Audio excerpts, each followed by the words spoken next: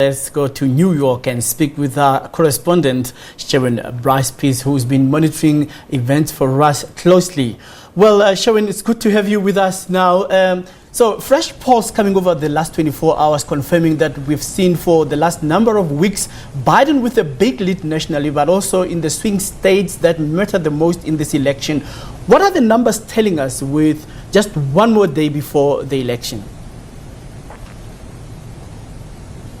Well, all the polls, Colin, that came out in the last 24 hours really confirming what we have been telling you for the last number of weeks. Joe Biden has a very strong and consistent national lead in this election. But the national lead, the popular vote in the U.S. election, matters less than the electoral college votes, which really then points to the yellow regions you see on the map behind me, the swing states, the battleground states. This is where campaigns are focused in the last 24 hours, certainly the last weeks of this campaign, because driving voters to the pool, getting their ground game on point and getting their supporters to the polls, that is what is critical right now. So in places, for example, like Texas and Florida, you are seeing a neck-and-neck race in two states that really can determine by themselves the outcome of this election. You're seeing more of an advantage for Joe Biden in swing states like North Carolina, Pennsylvania, Michigan, and Wisconsin. And this is why you are seeing both campaigns populate those states in the last 24 hours. For example, today, Colin, this is the president's itinerary. President Trump will start with the campaign rally in North Carolina, then he'll move to Pennsylvania, on to Michigan, then across the Great Lakes to Wisconsin, and then back to Michigan for his last rally at 10:30 p.m. tonight. The Biden and Kamala Harris campaign will be focusing their attention on Pennsylvania, a key swing state that could literally block or shut the door to President Trump's ascendancy in these last days. So very much a focus here on the swing states, and you're going to hear more and more about the Floridas, the Texas, the Arizonas, the Pennsylvanias, the Michigans, and the Wisconsins as we move into election night and results night in this election race, Colin. So the closing messages from both campaigns really represent two different realities. On the one hand, the president, who is crying foul of the election process, claiming that the country is turning the corner on COVID-19 just as infections go through the roof, and his opponent, who continues to slam this administration's response to the pandemic. Very differing messages here. On the one hand, you have the Democratic nominee that is really complaining about the administration's lack of ability to get this virus under control. In fact, Joe Biden at a campaign event yesterday called President Trump the virus, and that we need to get rid of the virus so that he can come in and arrest what he has been referring to, and his side of this campaign referring to as the incompetence of this administration. On the other hand, you have a president showing up at rallies where hundreds of his supporters come, where there's no social distancing, when many don't wear masks, and where he literally plays down the pandemic. Over the weekend, accusing doctors of trying to inflate the number of COVID-19 cases so that they can make more money. Really just an aspersion on these frontline workers, of which over 1,000 have lost their lives dealing with COVID-19 patients, and to insult them in this way really makes, from a strategic point of view, little sense, given the numbers we are seeing in terms of COVID-19 cases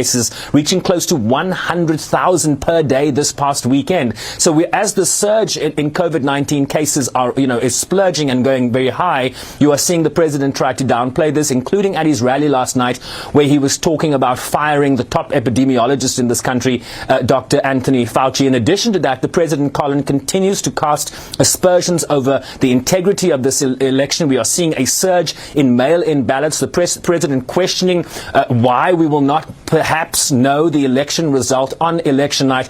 And I actually had a conversation about the anxiety that we are seeing in the United States in these closing stages, given how divided this country is. I chatted to Jennifer Brandel. She's the founder of a company called Hearken that is working to prepare newsrooms around the country to expect the worst if this election goes off the rails. This is part of that discussion I had with her.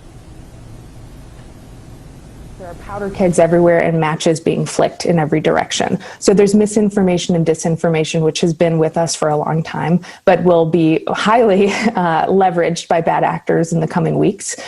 There's also the fact that mail-in ballots, every state is different in terms of counting them. So we're not going to know the results, likely for the presidential and other races, key races, for a while to come. And when there is that ambiguity, and we've been ratcheting up this tension for so long, it allows either side to claim victory or to start to incentivize their supporters to go out and protest. And we know that with armed, unlawful militia activities, these self-organized groups that are taking it upon themselves to protect, who knows what, they are going to ratchet up the tensions quite a bit. And we're seeing that already. So, armed conflict, unknown results, stock market tumbling as we see COVID and investors getting nervous because the instability in the country, all of these things are just going to make all of our lives much more anxious and much more able to have a small spark light a big fire.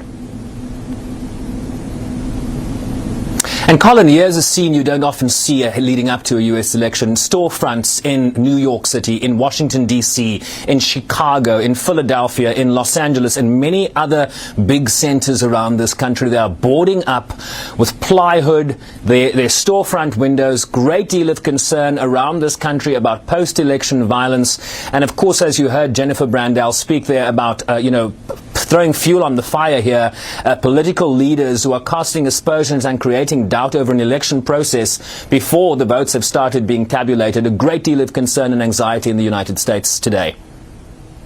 Well, Sherwin, despite the president's words around election fraud and his attempts to emphasize the need for a result on election night, why is that unlikely, particularly in places like Pennsylvania that might decide the election?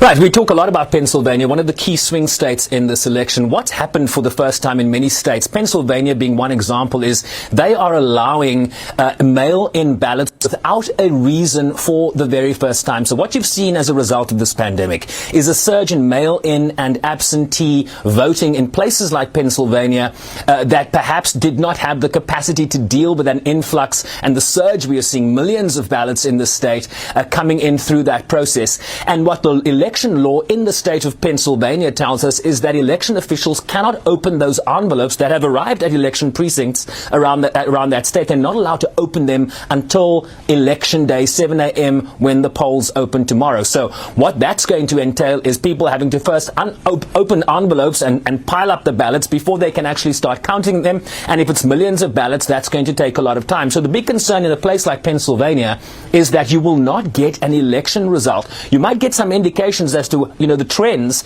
but you're not going to get a final result in Pennsylvania, which could determine this election by election night. So what election officials are saying is this is a process that is not new. Of course, we count ballots after the elections. On election night, normally what happens is news media, based on the trends they are seeing, they make a determination as to who is going to win. But results by the election officers in various states are only verified days later. So what the Pennsylvanians are saying, let's just give us time to deal with a number of mail-in ballots and absentee ballots. There might be a bit of a delay, but we could get an indication by later Wednesday afternoon as to how Pennsylvania will go. But that's just one example here, Colin, about how there might be a delay and a president without evidence wanting to point to any delay as being somehow fraudulent in terms of the process, which of course is not the case.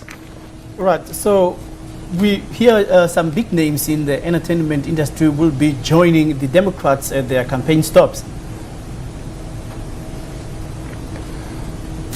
Well, I tell you what, the big stars in this country definitely favor the Democratic Party. And so Lady Gaga is going to be appearing alongside Joe Biden. Again, we're talking about the state of Pennsylvania. That's going to be a very big focus over the last 24 hours. And alongside Kamala Harris, John Lewis, not John Lewis, I'm getting my John Legend, forgive me, may John Lewis rest in peace. John Legend appearing alongside Kamala Harris in Pennsylvania. So bringing out some of the big names, really that's to build enthusiasm and momentum in these closing days. Of course, on the Trump campaign, Donald Trump is himself the biggest star on that side of the Republican ticket. So he will be the showstopper, if you will, at his 5 campaign events today. Just talks about the energy and the urgency. 5 campaign stops for this president tells you that they're a little bit worried and will be pulling out all the stops in these closing hours. Well, Sherwin, you are on the roll and we're depending on you for regular updates on this election and all of the best, but I believe you will rest after the election.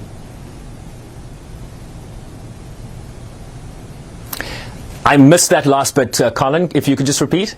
Well, I'm saying that we're depending on you and thank you very much. We're seeing you on the roll and I believe you will rest after the elections. Yes, no rest for the wicked. And you know, in terms of some of the delays we are seeing, we might not be able to rest the day after election because results might be coming in. So an interesting few days, not only for this journalist, but for many, many journalists representing different organizations from around the world. As the world really focuses on this U.S. election, I think there's a great deal of interest in Africa, in Europe, in Asia as to how this election will go and how that will determine the country's future over the next 4 years. All right, thank you very much. Coming to us live from New York, Sherwin Bryce-Pease and the crew bringing us an update on the build-up towards the U.S. election.